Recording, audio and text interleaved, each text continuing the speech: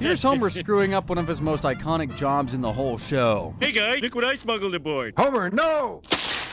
Don't clog the instruments! And here's Chief Wiggum being equally competent at his job. We are prepared to use force. What? We're not prepared, Eddie? Springfield's a bustling town with more occupations than species of three-eyed fish, but how accurately does The Simpsons actually portray these jobs? Well, today I'm rating every career in the show to find out, from bang on the money to the most terrible representation in TV history.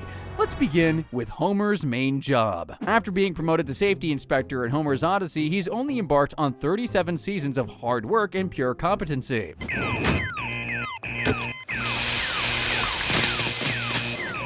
That's got it. Nuclear safety inspector is one of the most important jobs in the whole plant. As one, Homer's 9 to 5 should primarily involve conducting on-site inspections of reactors, pressure vessels, and fuel storage to protect everyone from dangerous radiation, but you'll normally just find him goofing off and scarfing down donuts. God, he eats like a pig. I don't know. Pigs tend to chew. I'd say he eats more like a duck. Well, some kind of farm animal anyway. And earlier today, I saw him asleep inside a radiation suit. In C.E. Doe, we see some accuracy to Homer's job when he goes around the plant identifying hazards. It's amazing his report didn't end up 1,000 pages long. Phantom Menace sucked more. Attack of the Clones sucked more. Oh, that's toxic waste. Ah! Homer is of course infamous for being the worst nuclear safety inspector who ever lived. His job is to prevent catastrophic meltdowns, but he seems to always cause them, even in a van with no nuclear material in it. Can't be happening! While hilarious, it's very unlikely that Homer's cartoon stupidity could cause a meltdown in real life. Not only would strict regulations ensure that his stupid butt never made it to the interview stage in the first place, but there are just way too many safety systems in place for him to accidentally cause a meltdown. Like, walk into any real nuclear power plant and you're guaranteed to never find a big red button that'll cause a Chernobyl 2.0 if pressed. Oh, you A nuclear power plant can't explode like an atomic bomb. Reactor cores are designed to shut down automatically under abnormal conditions, so while Homer's job is portrayed as deadly if done wrong in the show, in real life, the worst he could really do is cause overheating or contaminant failures. Overall, The Simpsons' take on a nuclear safety inspector isn't particularly accurate, so I'm rating it as poor. The show's not off to a good start here. Hopefully Miss Krabappel can redeem them. She's the depressed, burned-out teacher of the 4th grade who first appeared in Bart the Genius. I don't want you to worry, class. These tests will have no effect on your grade. Mrs. Krabappel, isn't Bart supposed to face the window so he won't be tempted to look at his neighbor's paper? You're right, Martin. Bart, remember to visualize the complex problems. But forget Bart the Genius, more like Bart the Devil. Seriously, that's no exaggeration. This little fricker has replaced Mrs. K's birth control pills with Tic Tacs and even scammed her harder than anyone on MTV Catfish. Every second until we meet stabs me like 1,000 needles. Join me at the Gilded Truffle this Saturday at 8. Perhaps later we will smooch up a storm. Sexually yours, Woody.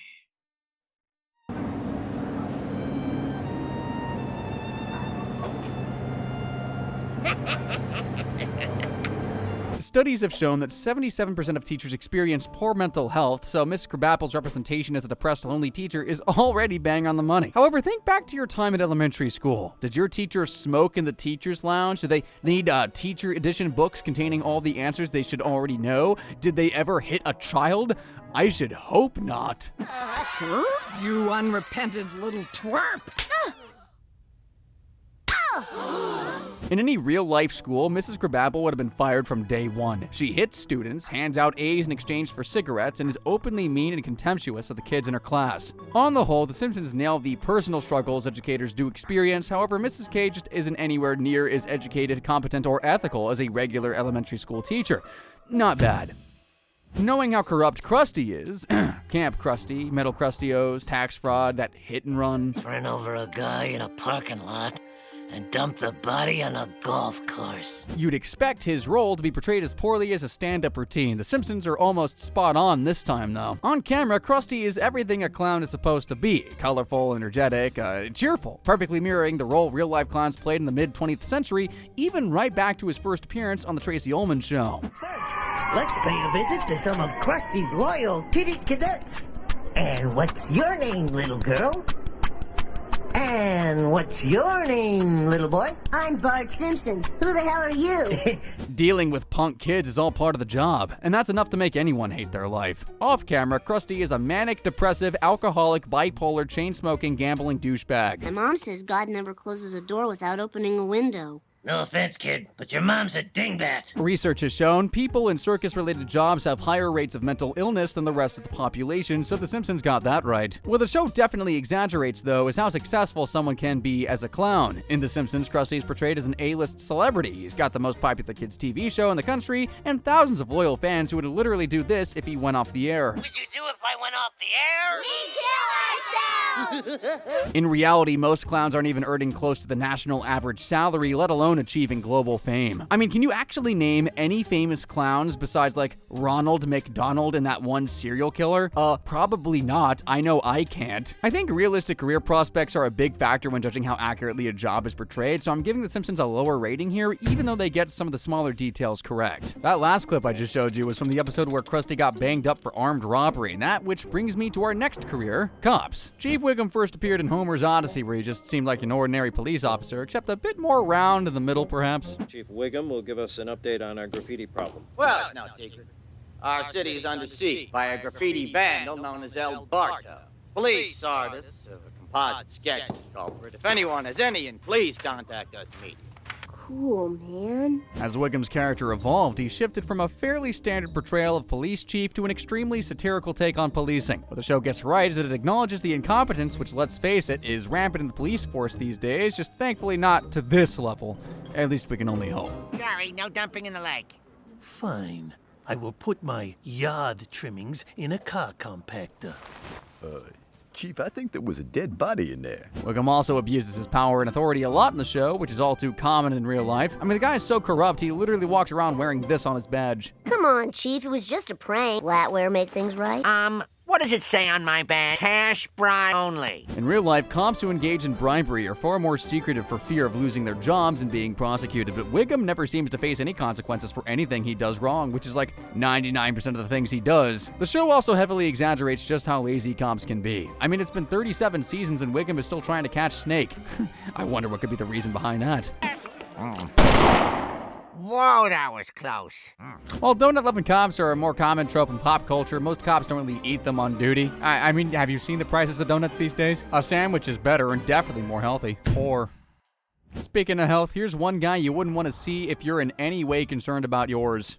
The old folks. It happens every heat wave. Okay, people, out of my freezer. But we're hot and elderly. I'm sorry, these are reserved for the recently deceased.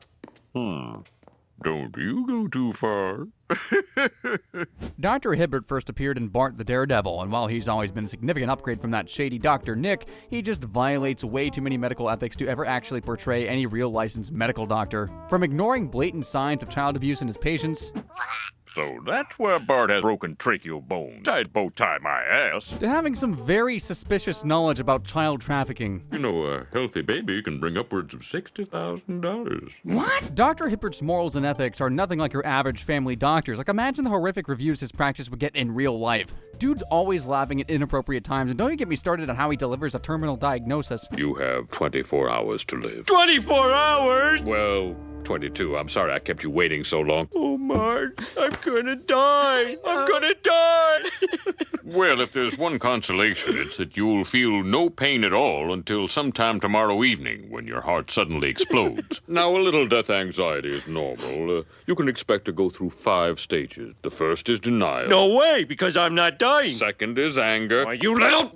After that comes fear. What's after fear? What's after fear? Bargaining. Doc, you gotta get me out of this. I'll make it worth your while. Finally, acceptance. Not only is Dr. Hibbert heartless and uncaring, he can also be extremely incompetent at the same time. In Bart Mangled Banner, for example, he tricked Homer into signing a malpractice waiver after his medication accidentally turned Bart deaf. I can't hear! Doctor, perform a diagnosis. Afraid the inoculation has swollen his ear hole. Maybe this would be a good time to talk about side effects. Boy's hearing should clear up in a day. Doesn't call me in the Bahamas. Express himself with pen. Cool. It's a good pen. Try it out.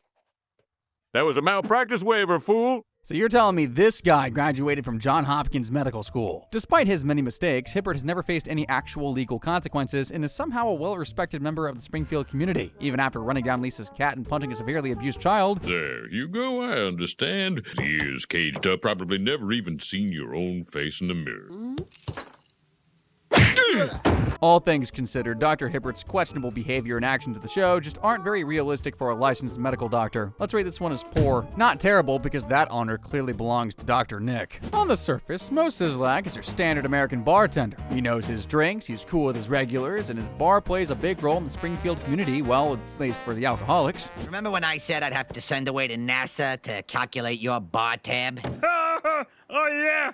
We all had a good laugh, Mo. The results came back today. Your tab's $14 billion. You owe me $70 billion. Well, all I got is $2,000. Well, that's halfway there. Get to know Mo a little better, and you'll wonder how the hell he's still in business. He's frequently rude to his regulars, just flat out scams them. Doof. From Sweden. Go!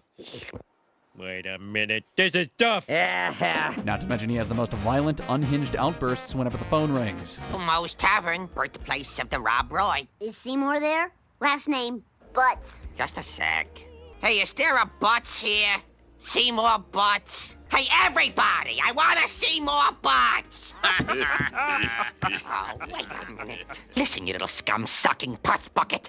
When I get my hands on you, I'm going to pull out your eyeballs with a corkscrew. In reality, a bar run by a rude, hostile bastard like Mo would have led to so many complaints his license would have surely been revoked. That's something the show heavily exaggerates. Real bars have regulations in place preventing the sale of alcohol to already pissed customers, but Mo is fine serving Barney booze until he reaches this level of drunk. I'm off to market! Art, you're making a complete... Oh, just Barney. What the show does get right is Mo's personal life behind the bar. He's single, lonely, depressed with a capital D. Hello? Hi, I'm looking for a Mr. Ron. First name Mo. Oh, Ron? Moron. It's you. It'll puke. I am gonna tie a rope around your neck and hang... According to research, 68% of bartenders experience depression due to the long working hours, access to alcohol, and the Debbie Downer customers definitely don't help to lighten the mood. You're making happy hour bitterly ironic. Mo, I gotta find a date for my big, fat, snotty sister-in-law, Selma. Overall, pretty decent portrayal, Simpsons. Up next, scientists. And no, this one is definitely not getting explained by Dr. Thomas Homer Simpson Edison. Close your eyes, Bart. Now you're ready for a night on the town.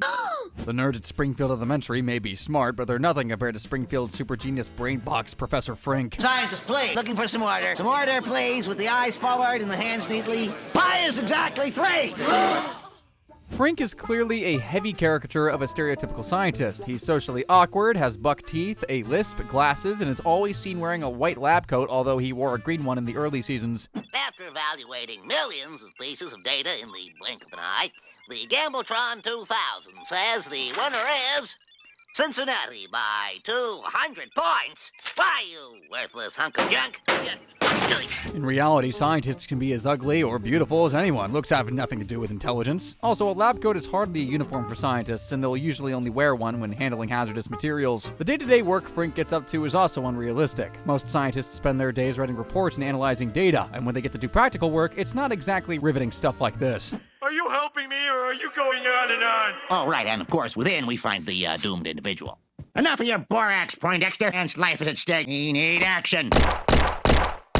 Take that, you lousy dimension!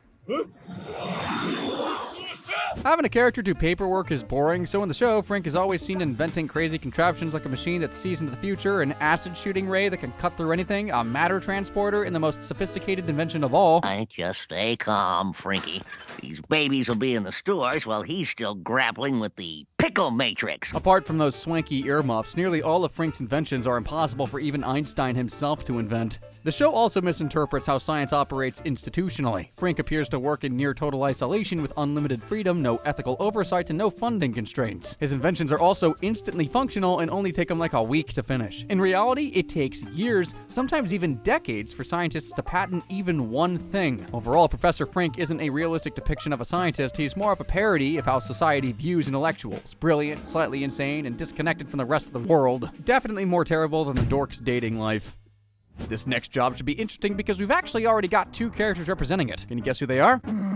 Mrs. Simpson? But my mother always said if you can't say anything nice, don't say anything at all. Will that hold up in court? No, I've tried it before. Blue-haired lawyer guy and Lionel Hutz are both lawyers, but they famously differ in competency. So who is a more accurate representation of the job? Well, they're actually both kind of spot on. Blue-haired lawyer is a top, high-priced lawyer who helps Mr. Burns weasel his way out of every illegal thing he's ever done. Knowing how prolific a criminal that guy is, it's no wonder BHL literally lives in the office just waiting to be summoned. We've got witnesses, precedent, and a paper trail a mile long. I have 10 high-priced lawyers.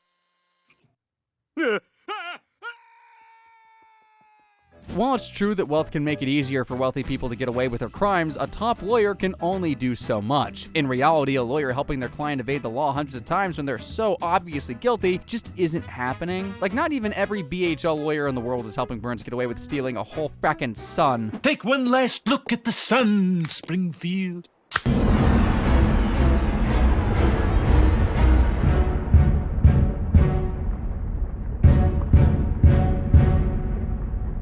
Blue-haired lawyer is an overly exaggerated yet accurate portrayal of competent lawyers who graduated law school. Then we have the Lionel Hutzes of the justice system. Mr. Simpson, I was just going through your garbage, and I couldn't help overhearing that you need a babysitter. Of course, being a highly skilled attorney, my fee is $175 an hour. Lionel Hutz is actually quite an accurate representation of a low-end lawyer. He's desperate for clients and literally ran after the ambulance that time Bart got hit by Burns' car. But he's even more desperate for money, and is no stranger to turning to very shady measures to try and win a multi-million-dollar lawsuit. Doctor, are you sure there isn't a little soft tissue trauma in the facial area? Ah, just say when.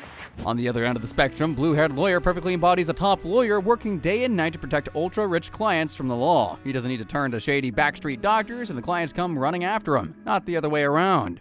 Overall, I'd say this one is pretty bang on the money. Nice job, Simpsons. Now, who better to represent the job of CEO than Mr. Burns? The show gets some things right by depicting him as a power-hungry, greedy fricker who doesn't care about his workers' well-being, only financial gain. Just look at what he pays them.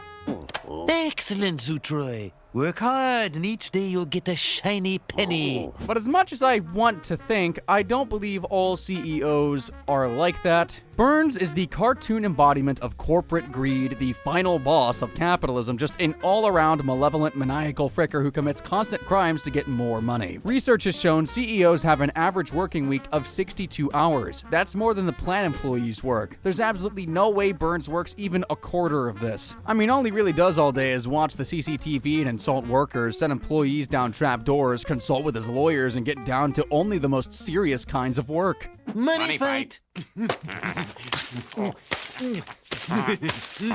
Oh yeah, we can't forget that important tax return he files once a year, can we? We only pay $3 a year. You're right, we're getting screwed. Must be something I can do about this. Burns' day-to-day life isn't similar to your average CEO, but he does share the corporate greed a lot of them unfortunately have, even if heavily exaggerated. Overall, not bad, Simpsons.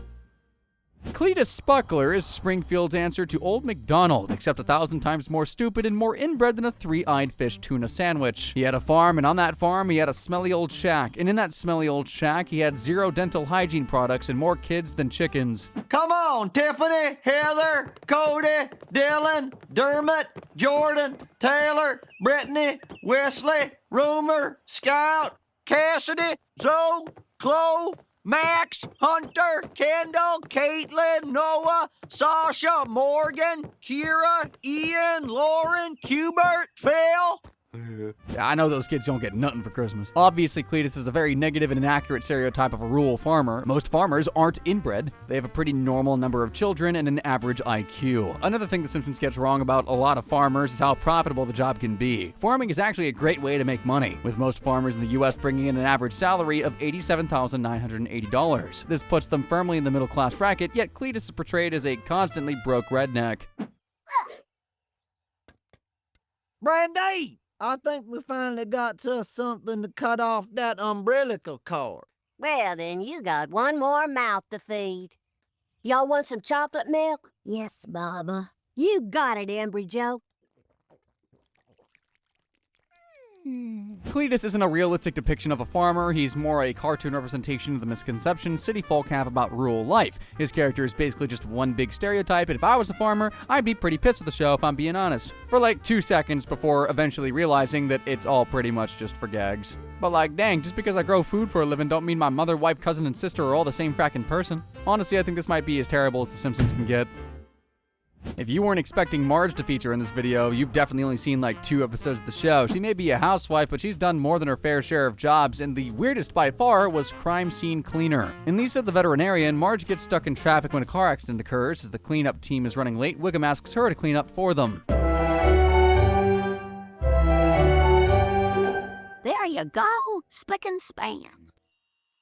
Wow, you even made the homeless guy look nice. Yeah, still crazy though. Impressed with Marge's cleanliness, Wiggum invites Marge to clean up more crime scenes. Crime scene cleaner is one of the worst jobs imaginable, but she accepts it just to earn some extra money. It really wasn't worth it. Let me start with this filthy crime scene tape. All the body parts and gore traumatized Marge, but she pulled herself back together by the end of the episode. She just really needed to comfort Lisa after she killed a hamster. Thank goodness it was just an accident. Or was it? Nah, it was. One thing I'll always clean up, it's my baby's tears.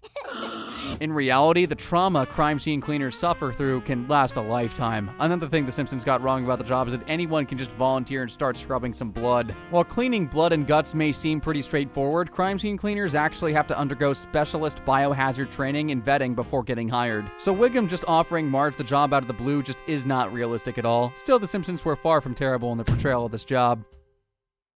Up next, we got my man Waylon over here, and as much as he'd like to be Mr. Burns' boyfriend, he's his severely mistreated personal assistant. Killed me! This! Please, sir. Oh, you catch cold. Honestly, I wouldn't be surprised if Smithers was actually into that. As a personal assistant, he's involved in every aspect of Burns' life, right down to the bathing, feeding, dressing, all pretty standard stuff when your client is 104 years old. At the plant, Smithers can be found overseeing plant operations, operating the telephone, filing paperwork, again, typical personal assistant stuff. This, not so much, though. It's agreed. I'll supply you terrorists with deadly uranium. You are a credit to the great Satan. Oh, sure. You won't find liaising with terrorists on any PA job description unless your boss is as terrible as Mr. Burns is, which is very unlikely. Remember when Smithers was dying and Burns made him pedal himself to the hospital? You stupidest funker! Now pump those scrawny chicken legs. One more jostle, you reckon they die? While real personal assistants often have to deal with entitling, demanding, and disrespectful bosses, it's never to this degree. Given all the deranged stuff Smithers has to do for Burns, you'd expect him to be getting paid like handsomely in return. In the US, your average PA earns 50+ grand a year, but poor Waylon lives in a rundown apartment and couldn't even afford to live that time Burns shut down the employee drug plan. Smithers, this is some sort of hijink. Stop it immediately. Sir, my thyroid is swelling up. Confound it, man. I need your throat clear and ready for perjury. When you canceled the drug plan, I couldn't afford my thyroxine anymore. But before I die, there are words I've always longed to say. Sir, While most of the day-to-day duties Smithers performs are bang on the money, the show definitely exaggerates the level of servitude required for the job. I mean, like, come on, dude. Faster, rickshaw driver. Sir, the whip isn't helping. Silence. Call yourself Chinese.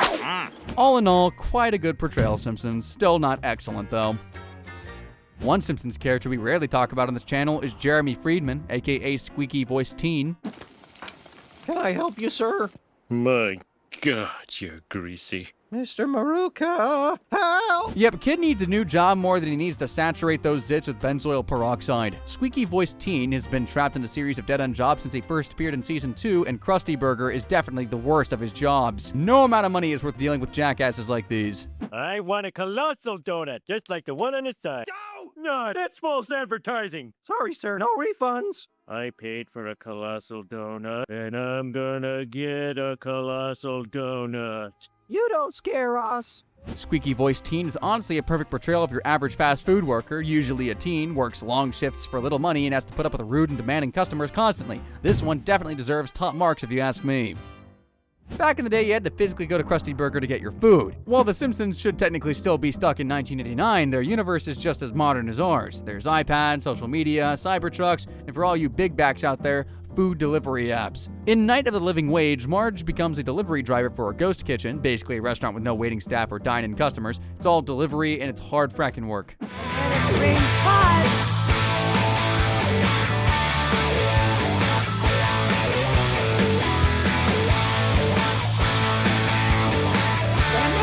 One last order to get to the road. Oh no! No! Delivery failed. Foods! Just like real Door Dashers, Marge and the Gimme Chow delivery drivers work long, tiring hours for minimum wage, often rushing deliveries to avoid late penalties, bad ratings, or just losing their jobs out entirely. Getting underpaid is all too common for delivery drivers as well. The episode highlights this when Marge asks about getting paid or overtime, but Gil just flat out refuses to pay up. Unions are the reason we have child labor law and pension and the weekend. Union's idea? Sure what? What do you drivers think? Marge, I hated the gimme chow. First they drive me out of the business. They rip me off. This is not okay. Just like a real delivery driver, Marge also loses her job for being late by mere seconds. Yes, these delivery systems can be brutal, alright. As the same lady who became a famous screwball for protesting violence in kids' cartoons, she sure as hell wasn't going to take this injustice lying down. Oh, I thought that fried food delivered by electronic devices would have been my dream come true. That's it! Fried electronic devices. Now it makes sense.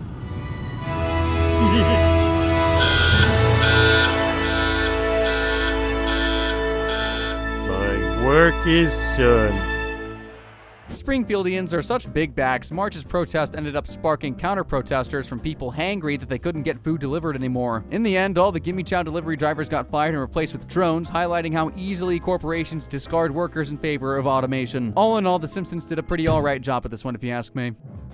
Oh, and fun fact, by the way, that episode actually got nominated for a Primetime Emmy, but lost to Blue Eye Samurai. That sure is a lot of blood. And that brings me to our next job. When the teacher asks what you want to be when you grow up. And for the love of frick, please never say this.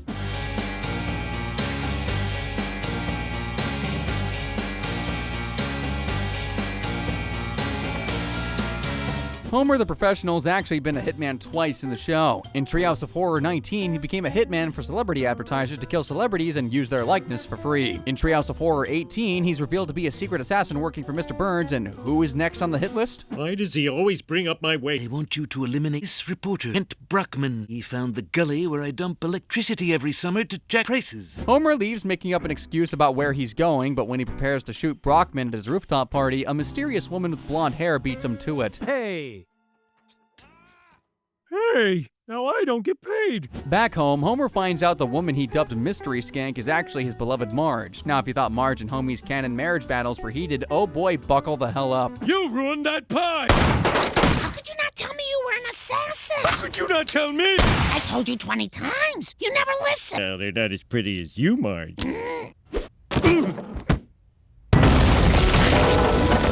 After Marge kills Chief Wiggum with a crossbow, Homer becomes more attracted to his wife than ever before and just flat out screws her over Wiggum's dead corpse. How about that? Realizing they both love killing and killing together is better than marriage counseling, they team up to become Mr. and Mrs. Simpson. Murdering people might have saved their dysfunctional marriage, but what can they do about Bart's abysmal schoolwork? People together has really spiced things in the bed. Terrific, but I called you here to discuss your son's misbehavior on the school bus.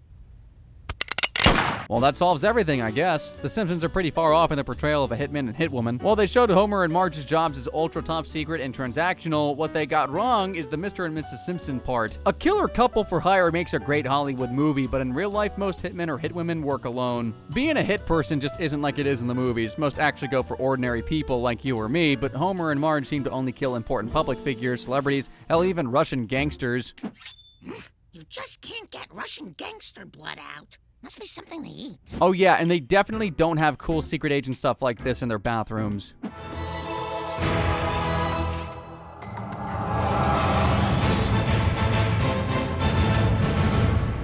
Greetings, 241. Anyway, a terrible depiction overall. Since we're already on the subject of dangerous criminals, why don't we talk about Snake for a moment? Snake is such a notorious criminal, his last name is literally Jailbird. Well, technically he was born Chester Turley, but that didn't really suit a dangerous armed robber.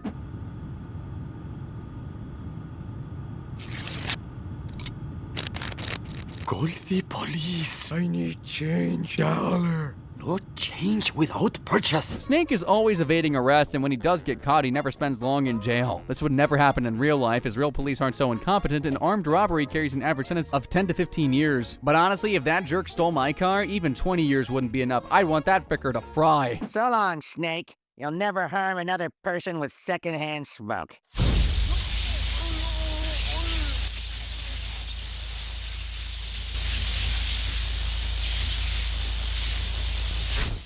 Okay, maybe that's going a bit too far. Well, Snake has committed a bunch of crimes throughout the show, including burning down an orphanage and blowing up a bus full of nuns in self-defense. His main crime is armed robbery. Ooh, dude. This is totally a gun. I didn't do it. Oh, that's it. Oh my goodness. Snake's robberies are usually impulsive, sloppy, and often fail. Like I mentioned before, a real-life armed robber just doesn't get away with their crime so easily, and when they get caught, they definitely get way more than a slap on the wrist. Also, look at the way Snake dresses. His sense of style and the snake tattoo on his arm make him instantly recognizable. Bit of a stupid move for a serial armed robber. Like, aren't you trying to not get caught? On the whole, a pretty poor portrayal. If you think your local politician is bad news, allow me to introduce you to the famously corrupt and incompetent Mayor Quimby. What's all this about a secret swimming pool? What secret swimming pool is that? Hey, let's look behind that door. Don't go in there. Good Lord, we've discovered the ruins of an ancient city. From blowing the street repair fund in his own personal pool to inventing absurd taxes to steal money from people. City has just passed another tax on puffy directing pants. But I don't wear puffy pants. I meant a tax on not wearing puffy pants. Quimby is a hilarious caricature of your typical politician. His character is perfect at showing how political success can be disconnected from competence. Quimby is often ignorant of policy, disengaged from governance, and motivated primarily by personal gain, yet he remains in office for years, even when the coolest dude ever ran up against him. Today marks a new dawn for Springfield. This salamander is sitting on eggs labeled Downtown Pedestrian Mall, Flex Time, and Elder Care, and those eggs are ready to hatch. Mayor Quimby's existence exaggerates, but also reflects the reality that name recognition, charisma, and party loyalty can sometimes outweigh effectiveness or ethics in real-world politics. His ability to survive so many scandals mirrors how some politicians endure repeated controversies without losing power. All I have to say is, if the dude was a real person, he'd definitely be in the Epstein files. Overall, Quimby is quite a good representation of a politician. Marge has tried her hand at a lot of jobs in the show, and the very first was in Brush with Greatness. After getting wedged in a water slide at Mount Splashmore, Homer finally realizes he needs to lose weight and goes to the attic looking for weights. However, Bart stumbles upon Marge's old high school paintings instead. Your mother must have painted this. I guess she thought he was kind of cute. What? Hey, what the? Marge! Oh, Homer, don't be jealous. I was a schoolgirl. The Beatles were very popular, and I had a crush on them. Marge explains she gave up painting when she sent one of the portraits to Ringo Starr and never received a response. With Lisa's encouragement, she begins taking classes at the community college and becomes so good at painting she not only wins the college art show, she gets her very first paid client, and it's a big one. You to do a portrait of him. Have you ever painted? I don't know. Just Ringo Starr. He was the drummer for a rock and roll combo called the Beatles, sir. Beatles, eh? Burns insists Marge paints him as a beautiful man, but during the sessions he acts far from it by constantly berating and insulting every member of the Simpson family, even the kids. Will you cease that infernal tootling? I was just practicing. Mr. Burns, it's hard to discover your inner beauty while you're shouting at an 8-year-old. Shut up and paint! Marge's patience is wearing thin, but she keeps at it. However, when Burns insults Homer's weight loss efforts by calling him the fattest thing he's ever seen, she kicks him out of the house and says that she'll finish the portrait without him. She decides that she can't possibly paint a beautiful portrait of a man with such an ugly personality, so she paints Burns exactly as he is, but couldn't she have at least painted some clothes on him? Nobody except Smithers wants to see this. I don't care for this at all. Hello. My name is Marge Sen. I painted this. Well, that's some thinspiration for Homer, at least. While Burns was outraged at first, he eventually accepted his new glory and actually thanked Marge for his new portrait. Your painting is bold, but beautiful. And, incidentally, thanks for not making fun of my genitalia. While Marge is a late-blooming amateur artist, the episode still reflects the job pretty well. Like many professional artists, Marge's job does not come without risks to her artistic integrity. She lacked creative freedom, with Burns constantly dictating what the painting should look like, and even where she could walk in her own home. Oh, my. Excuse me, I'm changing. I'm so sorry, Mr. Burns. Artistic integrity is a real dilemma artists face when working with patrons, institutions, or powerful figures. They can forego creative freedom in exchange for validation and reward, or remain true to their work and risk rejection. Marge's realistic portrait of Burns was well received, but in the aftermath of her success, it was a lot similar to real artists. It was, brief. A lot of amateur artists experience flashes of success without ever having sustainable careers, especially when art competes with financial responsibilities and family obligations, and these days, AI. This, The Simpsons were definitely bang on the money for. I suppose it's good that Marge packed her art career. Seriously, how is she supposed to make a living painting with all the chaos constantly going on at home? And no, it's got absolutely nothing to do with having 3 small children.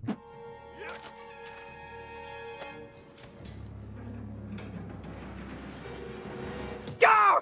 Go! Go! Go! Oh! Oh! Oh! Oh! Oh! Homie! That's just one of probably thousands of injuries Homer has suffered throughout the show. In Pokemon, the idiot suffers yet another accident by his own accord. At this point, you can't convince me he doesn't get up early and practice being stupid. Toro, here's something to gore! And now, honey, Daddy's busy. Now for a little calming blue. Hey, where's your blue shirt? I don't have a blue shirt. What's this? A chiropractor fixes Homer's back injury, but it returns just a few days later. What the hell? Like, of course he's stuck to the diet and exercise regime, right? While ranting to Bart, he slips over and falls on a garbage can. Just like that apple falling on Isaac Newton's head, he's discovered what might be the most Springfield cure ever. Dad, are you okay? Yeah, I feel fantastic.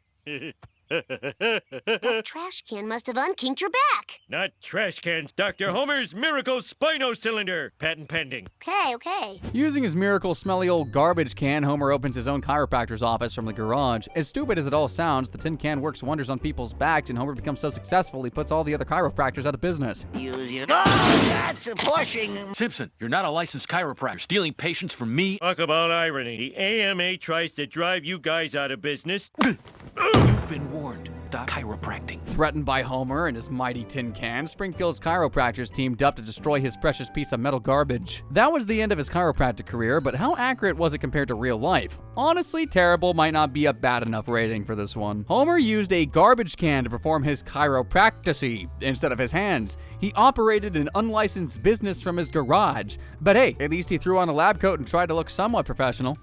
And as you can see, the unique dents in my invention perfectly match the contours of the human vertebrae. Patent pen. Hey, who's this guy? Still, this job is nothing like a real chiropractor's is. Absolutely terrible. If you've tuned into any news in your life ever, you'll know what a climate activist is and how dare I say annoying as frick they can be. The Simpsons' answer to Greta Thunberg is of course little Lisa Simpson, who's been a consistent and frankly grating voice for environmentalism over the past 30 years, winning the show's 7 environmental media awards during that time, the latest being for Opposites Frack. Don't worry, honey. Just firing beanbags. You can't silence the truth with beanbags. That's nice work, Agzuka. I love what you do, Chief. Are you alright? I've had worse. Like a real climate activist, Lisa's efforts involve direct action, attending protests, and educating others on the science of climate change. Like many climate activists, she can be too militant in her beliefs and has turned to illegal measures in the past to defend her Mother Earth. In Lisa the Tree Hugger, for example, Lisa protested the destruction of a 200-foot-tall redwood tree by camping out, refusing to ever come down. 7 o'clock. Family's just sitting down dinner. Similar to real-life climate activists, Lisa's efforts, while noble, are met with contempt from her community. She once made front-page news for nagging people whenever she goes door-to-door trying to raise awareness of vital issues. This is unfortunately how she gets treated. Hello. Sorry to bother you on a Sunday, but I'm sure you're as worried about the pollution in Lake Springfield as I am. Lake Springfield has higher levels of mercury than even... Why, it's the little girl who saved my cat. Lake Springfield. On the whole, Lisa's methods of activism and the response she gets from her community are strikingly similar to real-life climate activists. I'd say The Simpsons are definitely bang on the money this time. We've already covered 3 out of 5 Simpsons, so why not make this next job a Bart job? This kid's got plenty of hobbies: gaming, skateboarding, pulling pranks, but his most iconic pastime is, of course, spray painting the frick out of Springfield. Millhouse is El Bart. Barto. El Barto is Bart's iconic graffiti tagging alter ego. As Wickham's about as good at catching criminals as he is at losing weight, El Barto's identity remains a mystery to everyone in town, and the only ones who know his true identity are Principal Skinner. I was El Barto. And possibly Homer? What is that? Well, if Bart can be El Barto... Bart will plaster his calling card anywhere and everywhere if given the chance. He's spray painted the Quickie Mart, Town Hall, school, library, Moe's Tavern, very ironically also the police station. Don't worry, Mr. Burns. We'll track down Simpson with your vehicle's anti-theft system. Car gone. Car gone. Yeah, we know that. Where has it gone to? Car gone. Car gone. Car gone. But how does he compare to a real graffiti artist? Well, with CCTV everywhere, it's unlikely that a real graffiti artist can spray paint as much stuff as Bart has without getting caught. Street artists nearly always work at night to avoid being seen. However, we see Bart spray painting in broad daylight multiple times in the show. Here's just one example. Bart never graffitis to make a profit. Like real graffiti artists, he's not in it for the money, he does it to push back against authority, be seen, heard, or just because he finds it fun. The public reaction to Bart's graffiti is also pretty in line with real graffiti artists' work. Street artists are often hated by authority, but loved by regular people in their community. We see this happen in Exit Through the Quickie Mart, when Bart's graffiti of Homer's face makes him a famous street artist, and people start selling t-shirts of the insulting artwork dubbed Mr. Fatso by the media. Yet it only took Homer like 3 weeks to figure out it was his face getting splattered all over Springfield. Look at me, I'm Mr. Fatso! Funny cause it's so preposterous! Yeah, we've hit the big time. Not so loud. My dad hears about the show. He might realize it's him. What the? While the majority of street artists will never achieve Banksy-level fame like Bart did, their art is still generally well-liked in their community, provided it's not something offensive. Overall, I'd say the show did a pretty good job with this one. Apu Nahasapima Patilin is certainly one of The Simpsons' most complex characters. While his job as a convenience store owner is shown accurately, it's also done problematically. In the early seasons, the show leaned hard into stereotypes, with Apu's very heavy Indian accent getting used for laughs. There was also plenty of not-so-PC jokes about his country of origin. Shortly after my graduation from Calcutta Technical Institute, as the top student in my graduating class of 7 million, I was accepted for graduate study in the United States. At first, Apu only existed as the funny foreign cashier. As the show continued, he was given more complex storylines, and we got to see more of his personal life despite him still very much existing as a caricature. For example, at first, Apu only existed as the funny foreign cashier. As the show continued, he was given more complex storylines, and we got to see more of his personal life despite him still very much existing as a caricature. For example, Apu struggles to juggle family life with his relentless work demands, and I mean, wouldn't we all if we all had like frackin' 8 kids? Welcome to my nightmare. I knew you had your hands full with the babies, so I baked you some banana bread. Oh, hallelujah, our problems are solved. We have banana bread. This is the one thing the show gets right about store owners. Not that they have 8 kids, but that their small business ownership often comes at the cost of family time and emotional well-being. Like real-life convenience store owners, Apu has to deal with delinquent kids, rude customers, has to come face-to-face with robbers. Okay, you are the boss. Silent alarm activated! Oh, that's it! No cops in sight. If I'm gonna save that clerk, I'm gonna have to take the law into my own hands again. Jeez! Oh, that's muy picante! Oh. Oh, Homer, you are so brave. If anyone deserves to take a penny, it is you. Oh, well. Oh, no. Come on, there's only one in there. Apu selling expired food is also a running gag. The joke plays on the idea of his corner store being shady, prices too high, quality too low, he's just always cutting corners to survive. This unfortunately results in milk being sold years past its sell-by date, donuts that are practically fossilized, and deli meat so old it'll probably kill you. Jiminy cricket. Ooh, expired ham. In reality, most convenience store owners wouldn't dare sell out-of-date products. Selling expired food is illegal and would get their store fined or shut down, so most wouldn't risk it. All in all, The Simpsons reflects many real economic, social, and emotional realities of small business ownership in the U.S. through Apu. Despite the controversy surrounding his character, he represents his job as a convenience store owner pretty darn well. Good. Now, I got no idea where on the dark web he bought his doctor's license because Dr. Marvin Monroe is literally a checklist of what a psychologist shouldn't be. He's cynical, openly bored with his patients, and way too willing to offer absurd and downright illegal solutions to their problems. Remember the infamous family therapy session with the Simpsons in There's No Disgrace Like Homer? Someone hurts you emotionally, you will hurt them physically, and gradually you will learn not to hurt each other at all. And won't that be wonderful, Homer? Oh, yes, Doctor. No! So did mine. Hey! Bart, Lisa, stop that. Bart, how could you shock your little sister? My finger slipped. Normal psychologists would have approached the Simpsons' problems with talking therapies, maybe even thrown in a bit of role play, but oh no, Dr. Marvin Monroe had to electrocute some frackin' children, didn't he? Surprise, surprise, the therapy did jack, and Monroe ended up throwing the Simpsons out because he can only solve people's problems with electrocution, apparently. It wouldn't be the last time he encountered the family, though. In Call of the Simpsons, Monroe studied Homer after he got mistaken for Bigfoot. Logical and anatomical testing. I regret to announce that the evidence we have is inconclusive. This thing may or may not be human. In some enchanted evening, Monroe appeared on a radio show where he offered advice to Marge when she called in feeling trapped in a loveless marriage. It's what I call harsh reality time. Oh. Your husband sees you as nothing. Oh, okay. Well, thank you. No, don't hang up. The pig has made you into his mother. You are not the hot love object you deserve to be. Really? I'm as sure of it as I'm sure my voice is annoying. Marge, tonight, the second he comes through that front door, you've got to tell him you're fed up. And if he doesn't start loving, you'll be leaving. Leave Homer? Please, don't use his real name. Leave Pedro? Can you be that honest, Marge? Yeah. You'll tell him right when he comes home from work. Yeah. Say it like you mean it.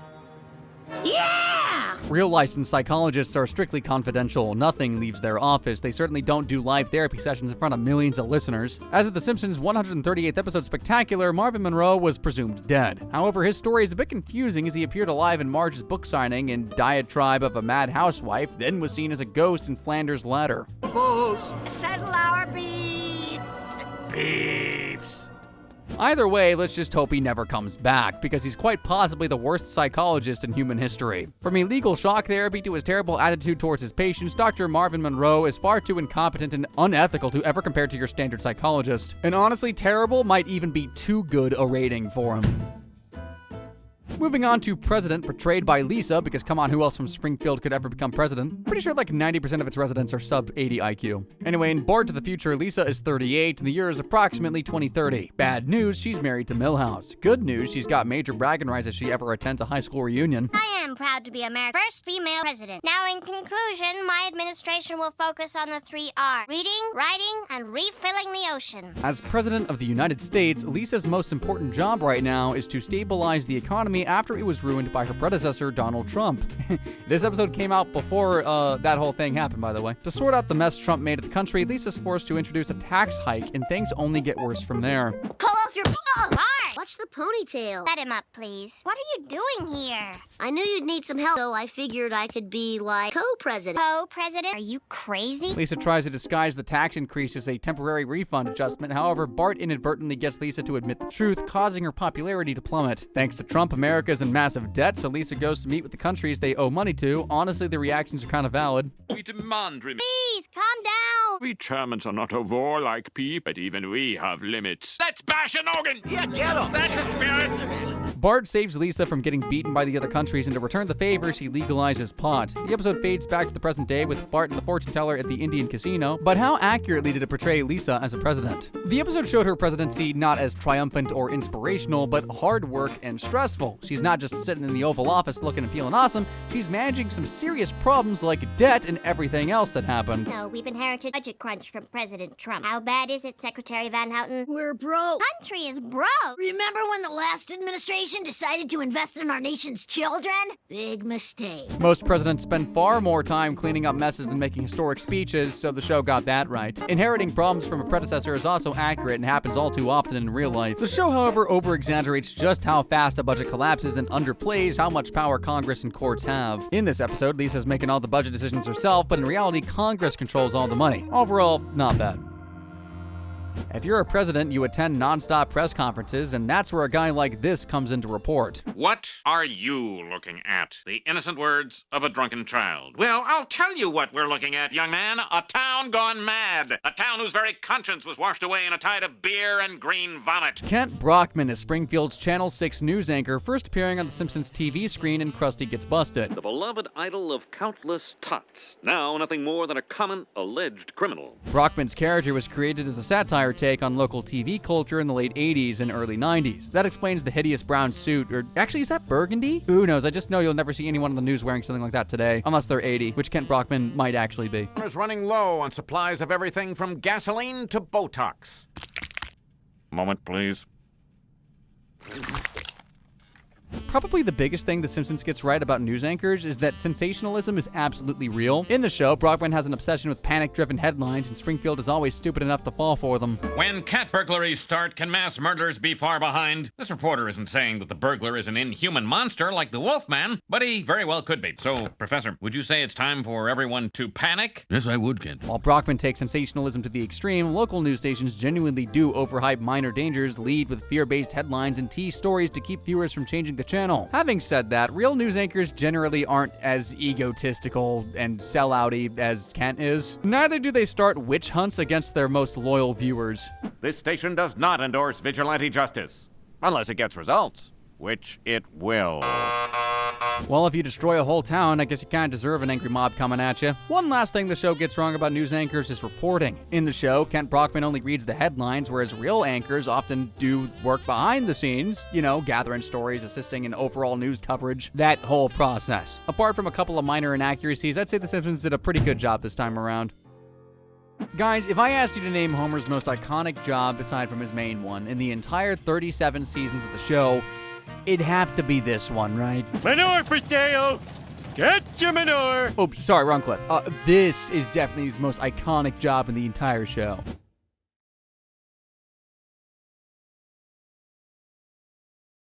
In Deep Space Homer, NASA's popularity is declining, so they decide to win the public back by sending your average blue-collar slob to space, and boy is Homer Simpson up to the task. Hello, is this NASA? Yes. Good. I'm sick of your boring space launches. I'm just an ordinary, but I know what I like on TV. And another thing, how come I can't get no tang round here? NASA can't decide whether Barney or Homer is common enough for this mission, so they compete in astronaut training exercises. However, Barney reverts back to being an alcoholic. Homer wins by default. He's super nervous about going to space and actually makes a break for it just as they're preparing to take off in the Corvair space shuttle. However, after talking with Marge on the phone, he finds the courage to become the very first slob to go to space. It's one small step for slobs, one giant leap for slob kind. Lift off and counting. Mission Control, this is Corvair. Launch sequence initiated. All systems go. Are we there yet? I'm thirsty. While his family watches from Earth, Homer makes them all proud for about 5 seconds. As someone who knows even less about gravity than Trisha Paytas, he opens the potato chips he smuggled on board and is shocked to see them float everywhere. They'll clog all the vital instruments, but don't worry, a greedy slob like Homer knows how to take care of this.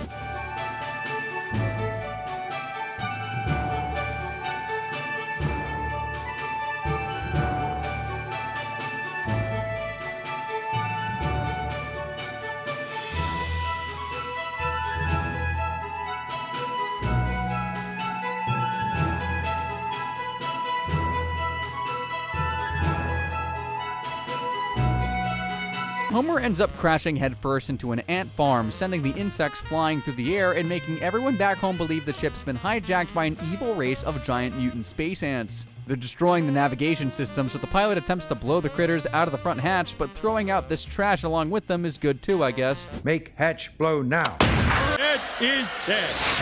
No! This is a disaster! Buzz risks his life pulling Homer back into the ship, but the idiot breaks the hatch handle, completely dooming the shuttle. It looks as if they'll all be stuck in space forever, but while Homer may screw things up 10,000 times, sometimes he does correct his own mistakes, even if unknowingly.